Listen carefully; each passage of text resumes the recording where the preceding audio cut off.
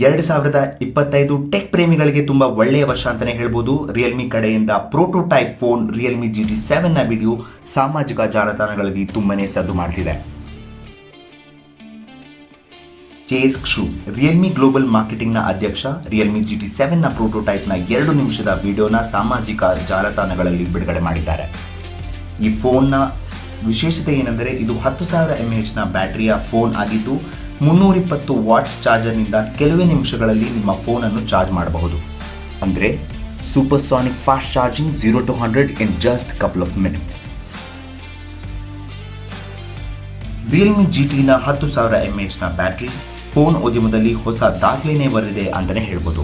ಇದು ಹೇಗೆ ಸಾಧ್ಯ ಅಂದರೆ ಇದರಲ್ಲಿ 10% ಸಿಲಿಕಾನ್ ನೋಡ್ ತಂತ್ರಜ್ಞಾನವನ್ನು ಬಳಸಿದ್ದು ಇದರ ಮದರ್ ಬೋರ್ಡ್ ಬರೀ 23.4 mm ಗಾತ್ರವಾಗಿರುವುದರಿಂದ ಈ ಕ್ಷೇತ್ರದಲ್ಲಿ ಯಾವುದೇ ಫೋನ್ ತಗೊಂಡ್ರೂ ಇದು ಅತ್ಯಂತ ಚಿಕ್ಕ ಮದರ್ ಬೋರ್ಡ್ ಆಗಿದೆ. ಕೆಲವು ವರ್ಷಗಳ ಹಿಂದೆಯಷ್ಟೇ ಬಿಡುಗಡೆಯಾಗಿದ್ದ ರಿಯಲ್ಮಿ GT Neo 5 ತನ್ನ ಬ್ಯಾಟರಿ ಹಾಗೂ 240 ವಾಟ್ಸ್ ಚಾರ್ಜರ್ ಸಪೋರ್ಟ್ನಿಂದಾಗಿ ಫೋನ್ ಮಾರುಕಟ್ಟೆಯಲ್ಲಿ ಬಹಳ ಚರ್ಚೆಗೆ ಒಳಗಾಗಿತ್ತು.